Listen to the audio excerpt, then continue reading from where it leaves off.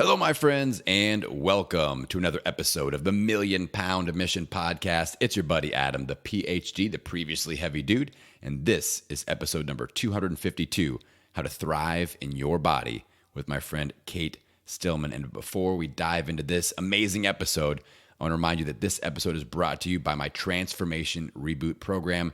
Registration is currently open. You can start a 10-day free trial to test the waters and see if this is a great program for you, and I think that it is. You can do that anytime in the month of July. Registration will close at the end of the month and then reopen in October. So do not delay. Get that free trial going now and hang out after the episode to get a little bit more info on how that all works. Now, I got a question for you, friends. When was the last time that your body felt really good? All right. Now, I know for some of us, it's been a super long time. And this week, we're going to bring back that hope that we can actually feel like our bodies are thriving. And my friend Cate Stillman is here to help us out with that. Now, Cate is just a super awesome woman. She leads a grassroots movement at Yogahealer.com, where they are guiding people to thrive in their bodies and their lives since 2001. And she guides the Yogahealer community into growth. And they do that based on a community-based leadership model. She's the author of the book Body Thrive, and she'll be releasing her second book, which I'm really looking forward to. It's called Master of You, and that's coming out in the year 2020. So in this really just diverse, interesting episode, we talk about how she uses Ayurveda and yoga to help people heal their bodies. We talk about some of her top Body Thrive tips, including the bathroom moments that we all hope that we can achieve each day, which is, I enjoy talking about that sometimes. It's important. So we also talk about her thoughts on where modern medicine could learn from ancient healing wisdom. And then at the end, she just drops one last bit of knowledge with one simple action step that will help us feel better, both mentally and physically. Cate is a special person. She's just a good soul of a person. I really enjoyed this conversation, and I know that you will love it as well. So without further delay, let's dive into episode number 252, How to Thrive in Your Body with Cate Stillman. All right, Cate, welcome to the Million Pound Mission Podcast. How you doing today, my friend? I'm doing well. Thanks, Adam. Well, I'm really excited for this conversation because we met a few weeks back at PodFest, and I feel like everything happens for a reason. You gave me this book, and you're like, I want you to have this. I want you to check it out. I feel like it's a message that you and your listeners might enjoy, and here we are today to discuss that message of Body Thrive and plenty other amazing things. I love your energy. I know that my audience is going to love you and your energy as well. So welcome to the show, my friend. Thank you. Great to be here. All right. Now, I kind of want to start off with just some basics because I know anybody, like you're a leader of other people in this health space now. I know there's always a story behind that. So let's talk a little bit about the story of how you became so passionate, not only just about habits, but about things like practicing Ayurveda and yoga. And I've been practicing Ayurveda, that we're working on that. So, that's a new word for me to pronounce, but those two concepts and how we're getting fired about that, being a leader in the health space. So how did all that come to be for you? Yeah, as a teenager, became a global environmental activist. And I had a perspective of just how humans were interacting with the planet as being something that it's definitely been a core thread in my life. It's something that I knew, like your company's Million Pound Mission, like this mission based work of like, I'm here to do something, and this is something needs to be done here. Humans need to wake up. And so I first went into international environmental politics and policy, and that was my gateway into Ayurveda, into humans becoming more conscious. I decided that, like the policy work is more reactive, essentially. Like, how do we change human behaviors? And beneath behavior is levels of human development. So the more developed a human being is, the more they have care that extends beyond themselves and their family. They start to care more about their community. They start to care more about their ecosystem. They start to care more about everybody. They stop drawing lines in the sand, essentially. And, and just that thing that the sky doesn't draw lines, right? Pollution crosses boundaries. The U.S. discovered that back in the 1960s with the Clean Air Act. And there's, there's issues and more issues and issues. And so what I kind of came to a place in my early 20s is how can I help people just really get more connected to their ecosystem? Because when you take care of your ecosystem starts to take care of you, and you start to think different and act different. And then a lot of these issues that we're trying to control for on a policy level, they just don't arise. Yeah. Yeah. What do you feel like? So it's heavy. Yeah. Adam. So it's heavy. Well, I expected that. And that's one of the things that drew me to you when we first met. I'm like, this is an individual that's purpose driven. Like, you're not just floating around being like, I like to run a fancy podcast. It's like, no, I'm podcasting with a purpose and getting a message out there. So what do you feel like our modern society, especially from a medical / health perspective, what do you feel like we could really look back and look at some of the kind of the ancient wisdom of Ayurveda, of yoga? Like, where do you feel like we could learn a lesson from that and really start to change the way that we treat our bodies and treat our environment and how that interaction takes place? Yeah. I mean, I think for most people listening right now, and just see if you can relate to this. It's like, do you feel rushed? Like, do you feel like there's just not enough time to get done the things that you want to do? And is there just not enough time to do in general what you want to do? Or like the things in your life that really are what you value the most getting pushed to the last, whether that's your relationships, whether that's your body, whether that's this passion project, are the things that you're really wanting to invest yourself into not getting face time? And if the answer to that is yes, and you do feel rushed, you're out of sync, because that's not the speed that your body's meant to thrive at. And so you'll notice I'm speaking more slowly, right? Why? Because I'm like trying to help people get that, like, slow is what the body needs. Like, the body needs us to exhale more deeply. And as soon as you slow your breath down, so you're asking, like, is there, like, what's the one thing? Like, what's something that could just help right away get a hit of Ayurveda and yoga and this ancient wisdom system? And those who don't know Ayurveda, Ayur means life and Veda means to know. So to know this life, to know this body, to know this existence, to know this planet, to know it on and it's a noetic science. So it's not just to know it analytically or cognitively or intellectually. It's to have a deeper sense of interconnectivity between you and the universe. Right? And so to even like get in there at all, if you're going faster than the nature of how your body's meant to physiologically be optimal, right? Nothing feels in sync. The body interprets that as a stress response, right? And so when you look down the road, if you're having trouble losing weight, I was talking with someone who's she weighs about 300 pounds, and she's been overweight a lot of her life. And then when she went through a serious emotional trauma, she became severely obese. And when I started to, I don't really work with people one-on-one. I've got big group. I coach coaches how to coach people. And then I have a group where I coach people as well through the habits.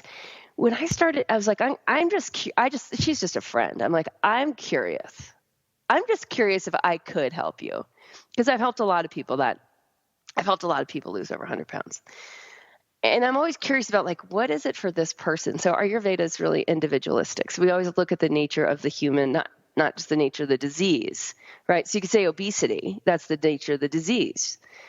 And then if I'm not treating the individual, if I'm not slowing down to meet her right where she's at and seeing what's going on exactly in her, then I'm not going to be able to work with her. So that's Ayurveda in a nutshell. It's the first individualized medicine too, which is cool. So I start to talk to her, and she's just had this awesome thing happen in her life. And I'm like, great, let's feel that.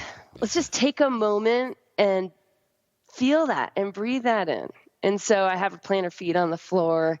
And anyone listening, just think of like something good that's going on in your life. Like maybe you have a healthy child. Like that's an amazing experience right there. Maybe there's clean air where you live. I have clean air where I live. It's incredible. The sun's actually shining today. It's like the first time in like a month, I think. So there's like so much to take in that's good. So if you pause and feel your feet on the ground and let your breath, just let yourself exhale so your weight goes into your body. And then let yourself inhale deeply, like a little lower than normal and slowly. And then let yourself exhale again. And as you exhale even more deeply than normal. So this is how you slow down to the pace of the body, is you start to complete your exhale. So I did this with her, and I'm inviting her to feel the success. Like she put a bunch of work in and had the universe respond with a big yes. And I'm like, let's just notice what that feels like in your body. Like, let's just know what thrive feels like in your body. So what happened is her mind jumped out of her body and started to stress out about all this techie online stuff. I'm like, you need to tell me exactly what's going on. And she told me what was going on. And I was like, okay, so that's anxiety. So she went straight out of like the feeling that her body needs to just be in a relaxed state, right? Just to not be in a stress state, to not be in an anxious state, just to be in a relaxed state. And she couldn't stay there. So now I know I'm not treating obesity, I'm treating anxiety. Yeah. And so my guess is that for most people listening, that if you're not in control of your rhythm, right? Like you're not waking up and being like, awesome, I have enough time to exercise and I have enough time to make some good food for myself for the day. And I have enough time to, give the kids what they need before they get out the door. And I have enough time to just sit for a minute and absorb the gorgeousness of this day and the birds tweeting out my door and just actually get into beingness before I go into doingness, then we're out of sync. And that's the biggest issue. And that's where the ancient medicine traditions are like, P.S., if you don't pay attention to this, you're trashing your immune system. And if you trash your immune system, it's hard to recover. Yeah. And this is where if there's a lot of women listening, we know right now like Hashimoto's thyroiditis is out of control on the rise. And that's an autoimmune issue. This means that your immune system's attacking itself. It means that before then, for years before then, you weren't in rhythm. There were a million little warning signs before you get a diagnosis like that. So much of what I try to do is just help people. I mean, it was really different child of the 80s when I was into, international environmentalism. Like people wake up and I'm like, oh my gosh, we've gone way further in the opposite direction in a lot of ways, right? We could see this rise in childhood obesity. We see the rise in stress and anxiety. We see the rise in people just not getting enough sleep. Yeah. Yeah. It's one of the main issues I deal with when I talk to people that listen to the show, people that I coach, is that they don't have time. They are too busy. I don't have time to invest in myself. I don't have time to work out, Adam. And like I own a gym and I see, the attendance kind of dip and swell depending on certain times of the year where people are really busy. And one of the things that I really pride myself on, and one of the affirmations I really focus on, is I live life at a relaxed pace. Like I know, like warning bells start going off if I'm sprinting from one thing to the next, to check the next box, and it's like a full on sprint. And then end of the day, you pass out and do it again. I'm like, that's not really the life that I want to live. I don't feel like I'm connected in any way. So for example, like Wednesday is podcast day for me. And this is like, I really look forward to these conversations. So for 15 minutes, I review things that I want to talk to you about, but I just kind of sit in the moment. I'm like, I'm getting ready to talk to Cate. She's an awesome person. I'm psyched about this conversation. Let's get present for this. And I'm not thinking about, okay, what's the next thing? And when do I have to go pick up my kids? And what practice is going on tonight? And all this stuff. So I feel like people like you that are spreading the message of let's chill, let's listen to our body, let's work at a pace that works with our body. I feel like that's one of the most important possible topics that needs to be discussed out there. So I'm glad that you're out there discussing it, is what I'm saying here. Yeah. Awesome. So yeah, because everything we're doing, I mean, just to the kid point, right? Like we're modeling this. Yeah. So and there's a fairly recent massive data collection study that shows that like most parents, so it's about 60%, are way more stressed out than they want to be. Like they're just, like not at a place where life seems functional. Yeah. Yeah. And it's sad, and it impacts us in a lot of ways, including, our body weight and our overall health. So I want to talk a little bit about the book, Body Thrive, because I really am enjoying it. It's something, again, I feel like it's a message that needs to be heard. I can tell that you had a lot of passion that went into this, and there's purpose behind it, which is important. So first off, like the habits, why did you dial in? You got 10 habits. What was the discovery process with the curiosity around those habits, and how did you hone in on those 10? Yeah. So my entire work life has been just experimental projects. We covered like my early history. Then I became an Ayurvedic medicine practitioner and an Iyengar yoga teacher, then an Anusara yoga teacher, which are some of the more developed yoga teacher type training programs in the country. Excuse me. And I also, in that process of study, learned about panchakarma, which is the ancient science of detoxification, which is really helpful right now to know, actually. It's like as the world becomes a little bit more crazy, as food gets a little more crazy, it's good to know how to let all that stuff go.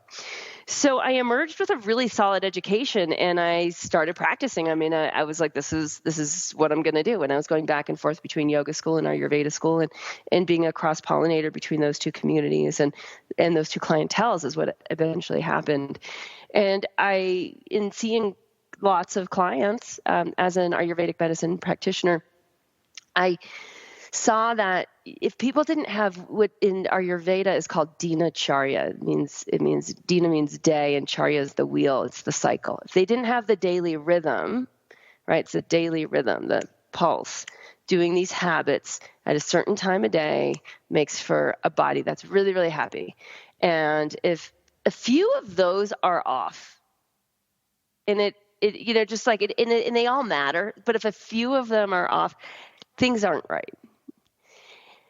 And so it's interesting because Ayurveda is like this incredible personalized, individualized medicine. Like I was talking before about my friend who under the obesity was anxiety. Is that true of everybody that's obese? No. Is it true of a lot of people? Yeah, but it's not true of everybody, right? So under this like very highly specialized medicine that I was trained in, at the core of it is we're also all the same. And that's even more fundamental than we're all different. It's like you're Homo sapien, you're a smart monkey, right? So monkeys eat during the daytime. We don't eat at night. Monkeys love to see the color of their food. Like I'm drinking green juice right now. Yeah. Part of what makes the green juice yummy is that it's green. It's a color and it's light out and I can see that it's green, and that makes some part of my being or my brain happy. Anyone who's ever been at a candlelit dinner and it's been too dark, like it's been fairly like incredible food, but you couldn't see it, or maybe you're camping and it's getting dark and you don't have a headlamp and you can't see your food, you'll notice like the pleasure that you have with your food decreases because you can't see it. So there's the daily rhythm is just based on our physiology evolving over time, something that you and I, we have no control over. Right. Like we're not cats. My cat parties at night. Like I'm going to bed. He's like, see ya. Cause we live up in the mountains, right? He's like, I'm going to go hunt because I have an advantage at night. That's what Duca says. And he goes and he hunts wolves because cats have eyes that it's fascinating. They have so much more peripheral vision than ours. Their eyes are made for hunting at night. Our eyes are not meant for hunting at night. Like our peripheral vision sucks. You can't see half of what your cat sees. And then at night, like you can't see like a tenth of what your cat is seeing. Your cat can digest a big hunk of meat and then sleep for 20 hours. You're not meant to do that. You are not a feline. You are a smart monkey, right? You're a Homo sapien. And so all the daily rhythm is that. And so all I did is notice that I would, give people specialized herbal formulas that I would make. I'd stock over 100 herbs and I'd make specialized herbal formulas, and I'd give them specialized yoga practices and body treatments and all the stuff that was really, really particular to them. And then simultaneously, like on the side, I started running these yogi detox courses. I've run these courses twice a year since 2002. And in these detox courses, we would all more or less do the same thing. And we would just pay attention to dinacharya. Like we just pay attention to this rhythm of like being smart monkeys. We would just get to be really, really, really smart monkeys and eat a diet that was easy for our body to get rid of stuff it didn't want. That's all. Yeah. And people would make massive progress working with me in 3 weeks in these detoxes, and people I've been working one-on-one with for months or years would show very slow progress. And so at that point, I was like, okay, I'm just going to work with groups, because there's a power to a dynamic group. Yep. And all our courses are based on that. And there's like a lot of great research that shows that you get yourself on the right bus that's going in the direction you want to go, you have a much greater chance ending up there than walking it alone. Yeah. And then when I really figured out what was going on, I was teaching in this Living Ayurveda course online since 2007. And when I really figured out, like, people just need the habits, and it just kept coming up, because people come off the yogi detox and say they'd lose 20 pounds in the detox. Then say I talked to them months later and they'd lost 40 pounds or 50 pounds. They'd say, well, I'm like, what are you doing? They're like, earlier, lighter dinner. Like, okay, great. Habit one, Right. So I then came up with the habits of like, okay, there's this daily rhythm. Was, how you get inspired today? Like, tomorrow I'm going to run a marathon, or like, tomorrow I'm going to get a gym membership, or tomorrow. So I'm like, we can't start with tomorrow morning. And in the daily rhythm, Dinacharya, in most of the textbooks, or all the textbooks that I had ever studied from Ayurveda, it always started in the morning. It always started with what you're going to do when you wake up the next morning. But right now, people are waking up and they have a food hangover, if not an alcohol hangover, right? Because they had dinner late. It was their main meal of the day. It was protein and fat rich, usually. Sometimes they had desserts. So they piled a bunch of sugar on top of that. Their body in the nighttime is trying to detoxify. Smart monkeys detoxify at night. But we don't have smart monkeys going on right now. We've got dumb monkeys. And I don't mean that in terms of the person being dumb. The habits have dumbed down the physiological ability to have a higher level of consciousness. Yeah. So the person wakes up and they feel stiff and they feel groggy and they don't feel motivated and they think it's them. And it's not them. It's just their habits. And habits are highly cultural and highly malleable. So once they have the experience of waking up and noticing that the energy of the morning, when they do not have a food hangover, is naturally inspiring and motivating, and they're naturally happy, and they naturally want to move, it's a totally different ballgame. So unless I can create that circumstance with someone pretty fast of having that waking up in early without a food hangover, I can't work on it. Like, all the other stuff just falls apart. Right. So I can't start the next morning. Right.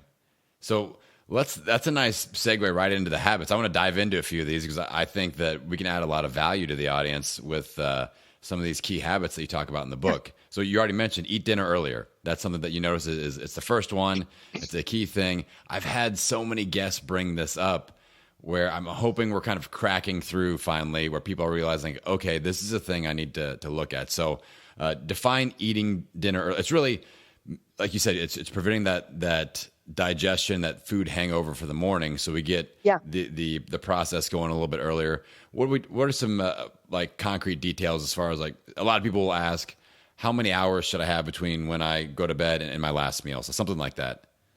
Yeah, I mean, and intermittent fasting's gaining a lot of traction. Have you had someone on your show talk about meal spacing or intermittent fasting? Oh yeah, for sure. It's kind of like super hip, right? And all we're trying to do, so I think sometimes just understanding what's going on in the body is really crucial. If you're out of sync with rhythm, if you're reacting to life as a stress event, right, you're basically burning the energy that's in your blood. So how do you start to metabolize the energy that's in your fat tissue? Everyone just go ahead and like squeeze your thighs, squeeze your butt, squeeze your belly, and see how much fat tissue you have, because your body wants to burn that. That's the most stable fuel source you have.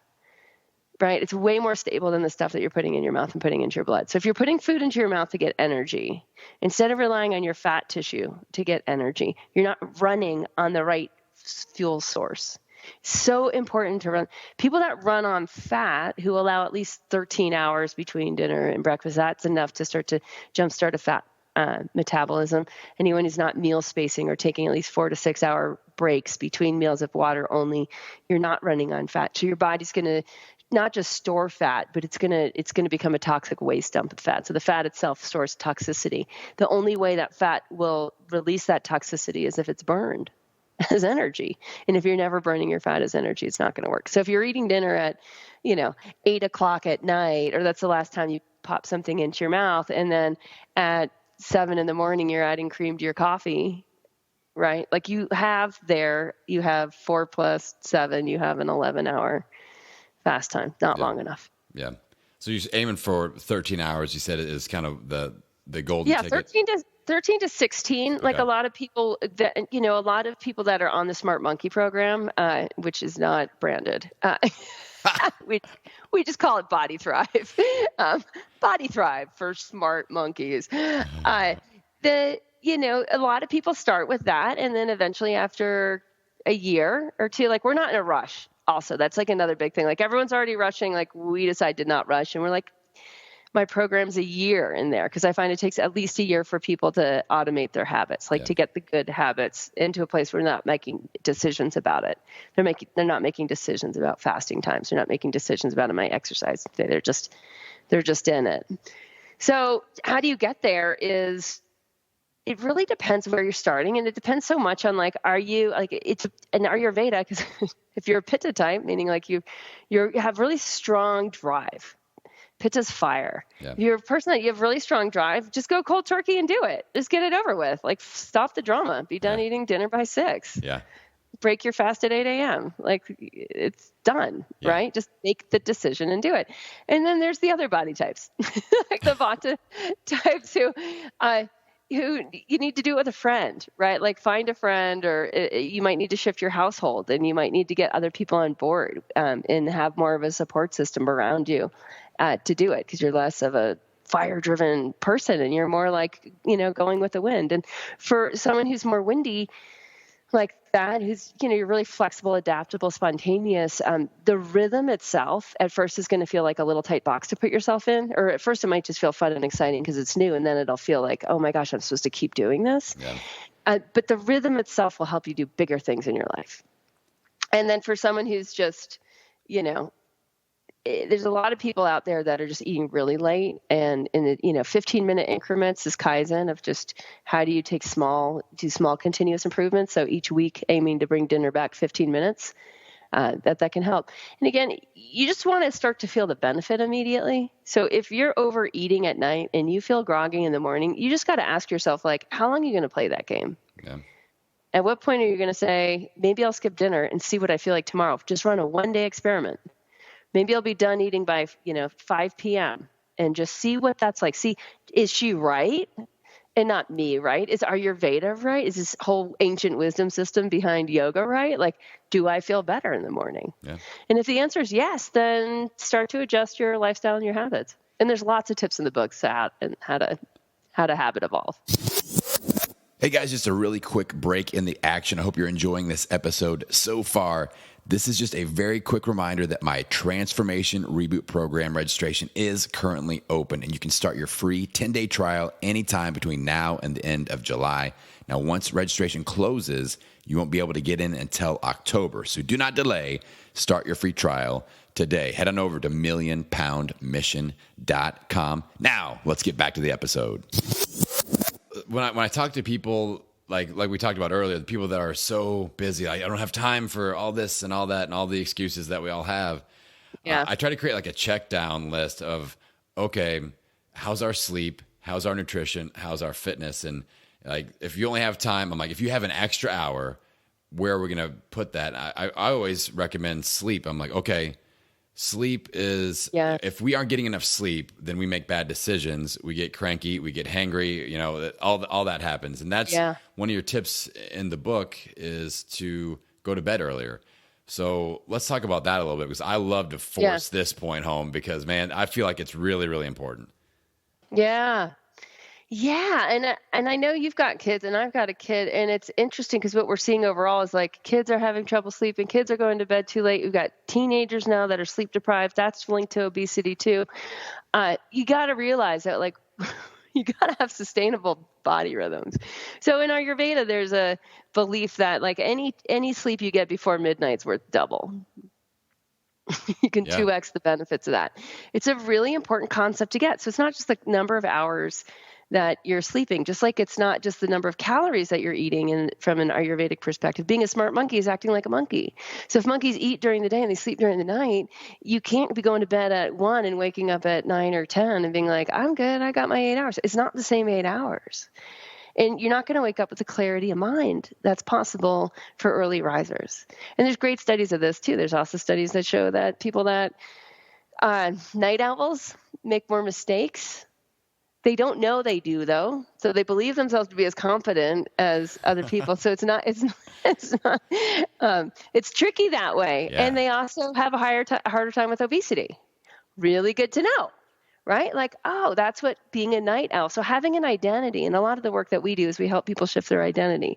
And I'm sure all your guests on your podcast are doing the same thing with their communities, where it's like, if you had an identity as a night owl, how's that working? Like, how's it working for you? Like, are you hitting all of your goals? Because if so, okay. But if you're not, it's something to look at. Those studies that show like, oh, maybe I'm making it a little harder by having this identity. I have so many converted night owls. I also have a ton, and we'll get to this in a minute, of pooping champions. Like people who were formerly constipated their entire lives are now have the identity of being a pooping champion because they have complete bowel movements every morning like clockwork, right? So it's a shift in identity. So anyone who's listening, when you're a night owl, you're like, oh gosh, here's the sleep conversation again. Oh my gosh, why won't these people leave me alone? Just know some of the studies behind it. Do a little research and just see. It's like, is this a healthy habit? Is this a healthy identity? Our identities are plastic like plastic man. They are totally malleable and changeable. Our bodies are so super changeable. It's insane. And we don't give them the opportunity if we don't shape them with the habits that enable that. So sleeping, it's much easier to fall asleep when the energy in the atmosphere is going down, has a descending energy. So sunset and the human body has a descending energy. And in Ayurveda, it's a very multi-level medicine. And so there's an energetic side to it. So we'd say that the energy of kapha, of water and earth, is heavier between 6 p.m. and 10 p.m. And if you ride that wave, if you don't resist the wave by eating a bunch of ice cream or sugar or dark chocolate or wine or something that's high in sugar, right? Alcohol is going to keep you up, even though alcohol is a depressant, it's high in sugar. So your body still has to deal with that. You might pass out and then you might wake up 2 hours later. Okay. So if you don't ride the wave of that heavy, descending, calming, connective energy and go to bed before 10, then you're going to hit the next energy. And that next energy is a rising tide. It's a ball of fire, essentially. And that's the second wind. That's the evil. I call it the evil second wind, because if you're on that boat, you're now taking money out of the bank account for tomorrow. Yeah. So one of the things I like to talk about that is right in line with this, I had a client that I was working with I was trying to convince them that's a good idea to go to bed earlier. And I told them to envision like an airplane landing at the end of the day. And, the end of your day should be like a soft, smooth airplane landing, not a crash landing. So I'm interested to see what your personal habits are. Like, what's your soft, smooth landing look like, Cate, for the end of the day? Yeah. So, like most parents, a lot of your habits and schedule is like our habits are not our own, right? There's something I teach a lot about, our habits are communal. And so right now, right, because it's different with every season when you have a kid in the sports schedules, my kid's a gymnast and a soccer player. So she has practice or competition at least 6 days a week. It's pretty intense schedule. Most of her stuff isn't done until after 7:00 at night. And so what I do with her, and I think this is important to notice because I know there's a lot of people listening that have kids, or there's, just society works where you have a younger generation. So it's important to acknowledge the rhythms that we're nurturing our younger generation with. When my kid comes home from school, she eats dinner. Okay. And then she has a little time to digest before she goes to her sporting event. So she'll come back from sporting event and have a supplemental meal. So supper aligns to supplemental. So last night I had turkey broth. Like I had soup with her a little bit later, so she'd have company. I'll often have soup at night if it's winter. I'd show you the mountains. They're covered with snow. It's gorgeous. Snow. It's May.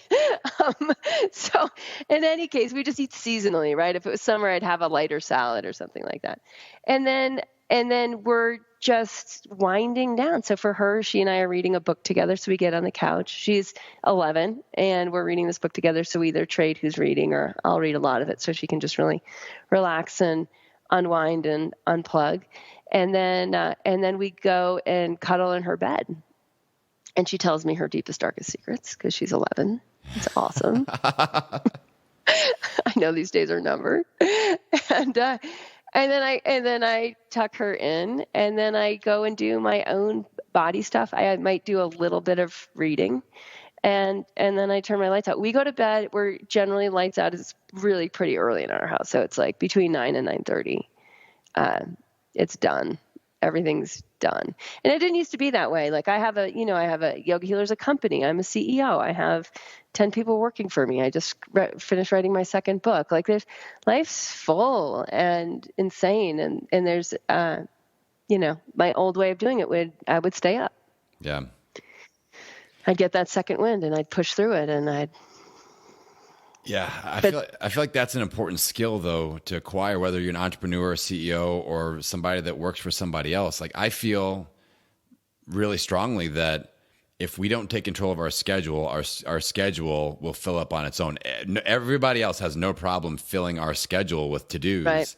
and that external pressure, and we lose that relaxed pace that I was talking about earlier, able to connect, the ability to be present and actually enjoy the interactions and the special moments in life. So how did you make that transition? Because I know let's just talk about like the kid sport standpoint, because I know that there's a pressure as a parent for like the fear of missing out for our children, not even just ourselves. Like, oh, they need to be in ballet to learn this, and they have to do an instrument, and there's like that societal pressure of like, I've got to have them in 12 different things. So Right. how do you handle that and still keep I the strongly pace? advised her not to pick up soccer. Like I was, as her advisor, I was like, that sounds insane. Like, do you want to, like, you really want to be on the soccer team and be a gymnast? All right. And so she had to really make a case for it. And then and then when she did, I'm like, okay, I'm all in. I will really support you in making sure that you have enough, that you have the right amount of calories. And so much of that, we live in two places, right? So we live here in Alto, Wyoming, and then we live in Punta Mita, Mexico. And we take her out of school for months at a time. And she'll keep up with her class. She's learned how to be very self-managing. It's one of my big terms. I'm like, can everyone please manage themselves? I'm not a good manager. The only way I'm a good manager is I help other people be self-managing. So in any case, what we notice when we go to Mexico is she just totally unplugs and unwinds, and she gets back in her own rhythm. And it's such a freaking privilege in this day and age to let a kid unplug. Yeah. And not just during the summer and not, but like when they actually need it. Like most people unplugged in the winter. Summer, I live in the mountains. Like summer, it's like you go and you go hard. We're at pretty high altitude and high latitude. And so it's light. I mean, right now it's light at 5:30 in the morning. It's getting dark at, 8:39 at night. In the summer, it'll be in another month or two. It'll be a little bit more extreme. Summer's out and active, and winter's not. Like winter is cold and snow. It's this time we naturally want to go inwards. And so if we're pushing on these schedules that are out of sync, and we're not we've been talking a little bit about Body Thrive, which is based on the daily rhythm and these daily habits of eat earlier, go to bed earlier, wake up earlier, hydrate and poop, and exercise before you eat, and start moving yourself in rhythm. Take food that's super nutritive and yummy that you love, but you only need to eat, if you're a human adult, if you're a smart monkey human adult, you're eating like twice a day, really, for most of us. And I'm active, right? But it's like 2 real meals a day. That's plenty. That's plenty of food. That's all and I'm a solid 145 pounds of, pretty lean muscle. Like I'm going to eat, but I don't need to eat that much food. And I need to eat less as I get older. I'm 46 right now. So it's less than when I was 36, which was less than I was 26, which was less than I was 16. I get the trend. You've done the research. I've done a little experimentation here. So anyway. I feel like, having that space for our kids is important to unplug. Like, I love that you pull your kid out of school, go to Mexico, and just kind of let them be free. That's amazing. But I feel like as adults, one of the most surprising conversations I have with other adults is when I tell them that I work 4 days a week and I take 3 days off, and I don't text anybody. I don't, no work is done. And Friday is my day. that means I can sit in my underwear and watch Game of Thrones all day if I would like, or I can do stretching all day. But I don't have that pressure to be a dad during the hours that my kids are at school. And, I can take them to school. I can go do whatever I want for 8 hours basically, and then pick them up and invest that time in me and not feel guilty at all about that, because then Saturday and Sunday, I'm totally present and able to invest in the family and connect with them.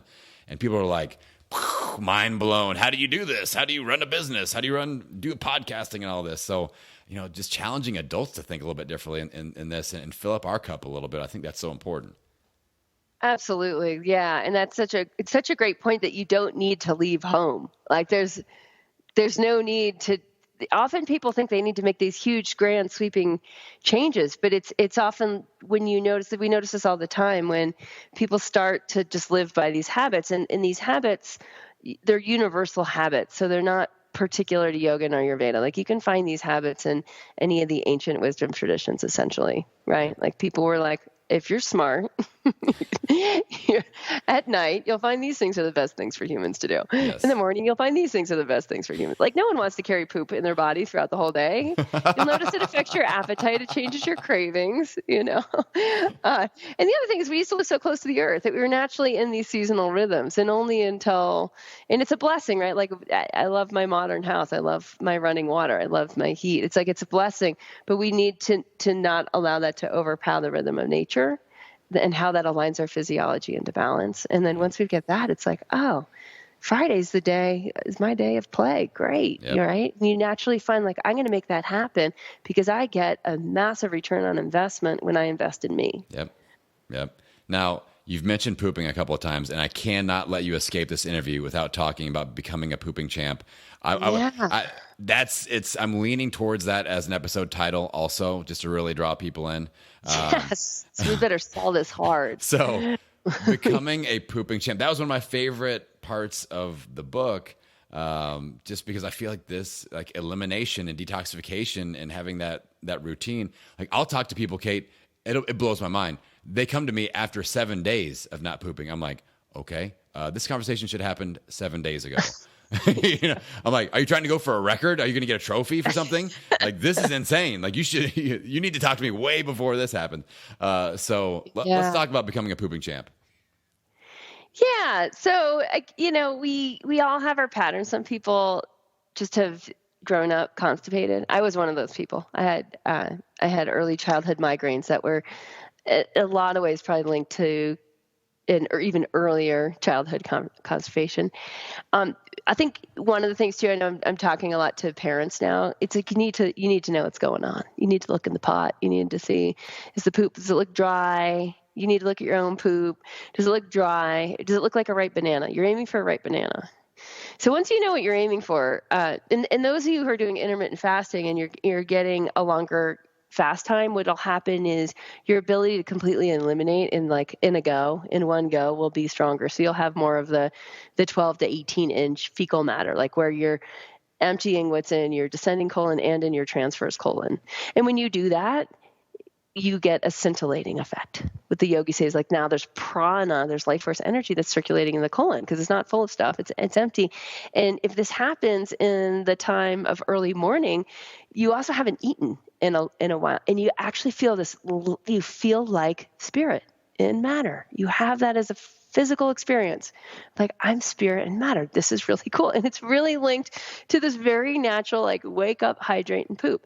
So often people don't have the hydrate part in. Like, a lot of people wake up and they grab a cup of coffee. Yeah. And so that's part of the problem. I mean, obviously coffee's not hydrating, it's dehydrating, even though it's liquid.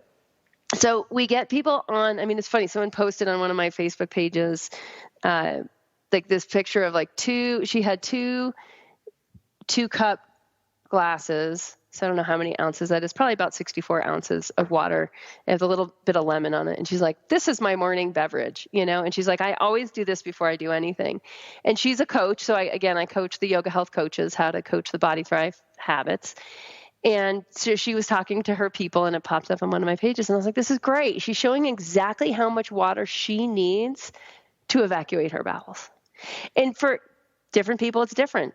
Like my husband he can use one of these. He's a very watery guy. He doesn't need to add more water to poop. He's already in flow. It's never been a problem.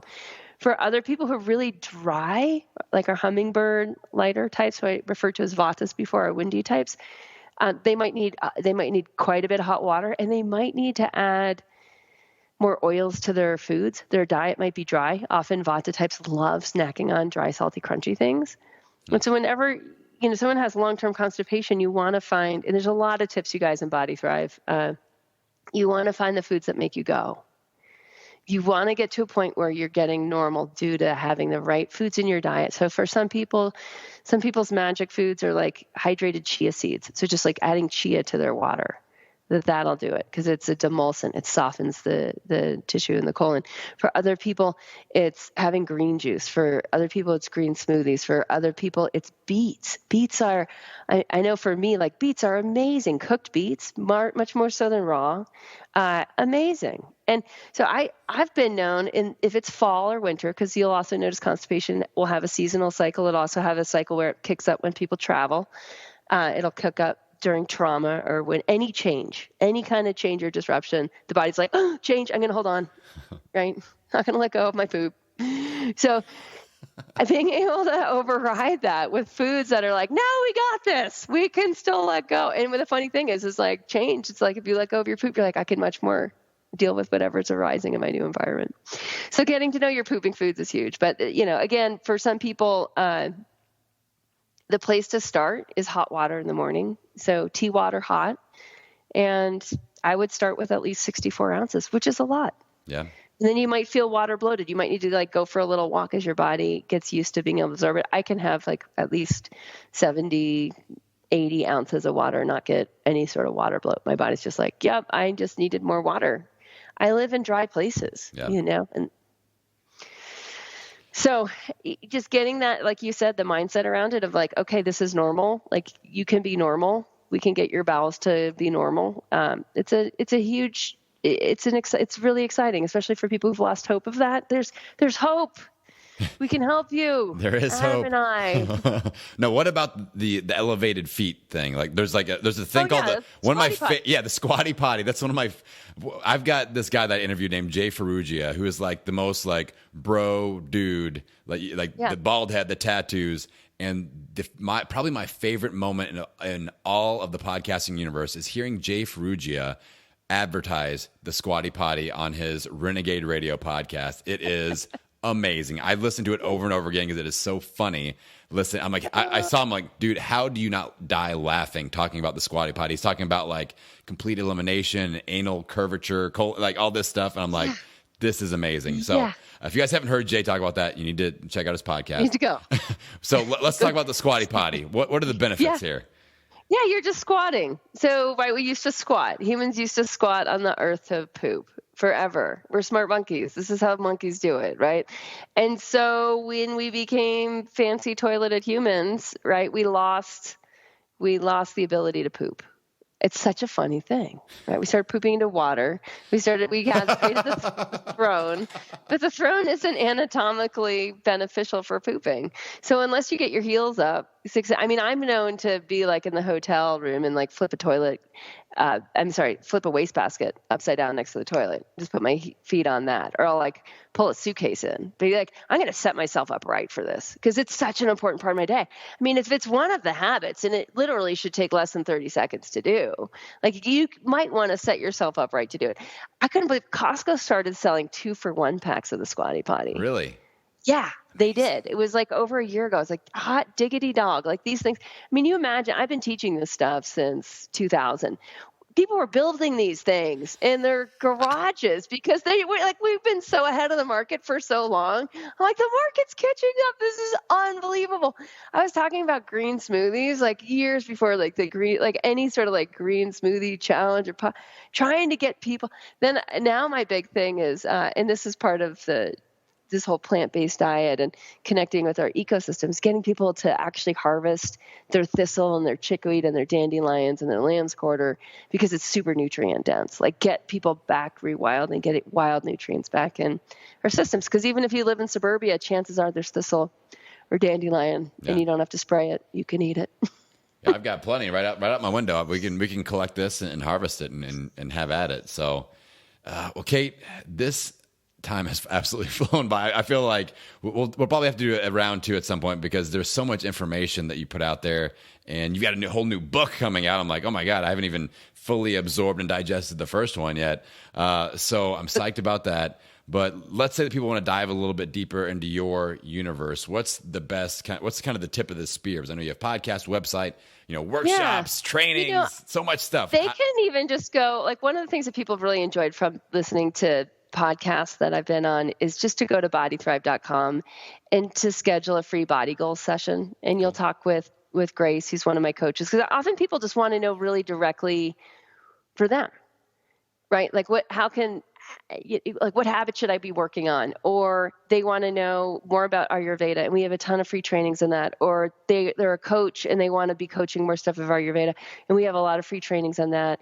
Or we have a tip sheet for women and immune system, so they might want that. So unless they talk to someone, it's a much faster way for us to figure out how we can help you. I've been online for so long.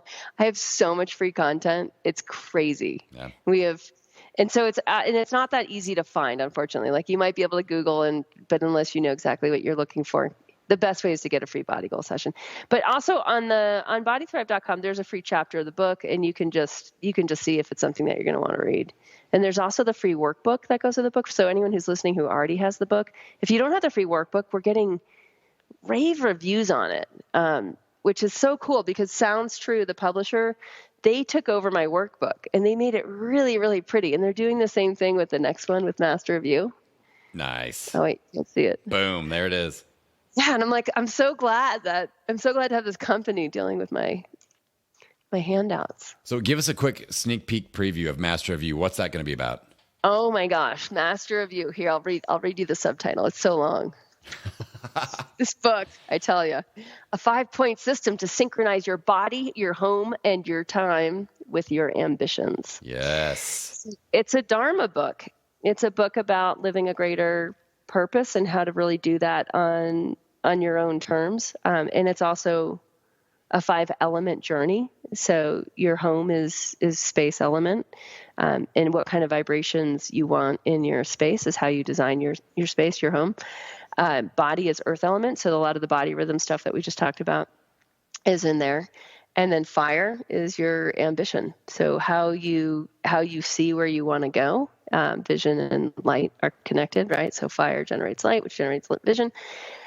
And then your time, how do you then put a vision into real time? And then water element is all the stuff that gets kicked up in the process, all of your deeper issues, integrity, and really your depth. Like who do you need to actually become in order to live that ambition? Because chances are it's not who you are right now. Yeah. So that's it. 5 elements in Master of You. I can't wait for that to come out. And that's scheduled maybe 2020 that we're shooting? 2020. Yeah, it's 2020. All right. Excellent. Now, Cate, I like to leave our audience with a little bit of homework and kind of send them off with momentum. We've given them a lot of things to think about. Yeah. We've schedule their body goal session. That's what it is. Like, go talk to someone about your habits. Like, really. Because our minds are so conniving and can give us much more of a to-do list, and we can make it harder on ourselves, or they can justify like, oh, there's a reason I need to eat 25 times a day because I have low blood sugar, and so just sometimes talking to someone else and how that's really my homework for them. Excellent. All right, you guys, you have that homework. Now, Cate, I appreciate you. I know your time is precious. I've enjoyed our connection. I'm really just excited to be connected as podcasters and podcast buddies because I know that the podcast community is really cool and we get to share ideas. So I'm excited to kind of mind melt with somebody like you and bounce some ideas around. So I don't think this will be the last time that you guys see the Adam and Cate combo here. So look out for that.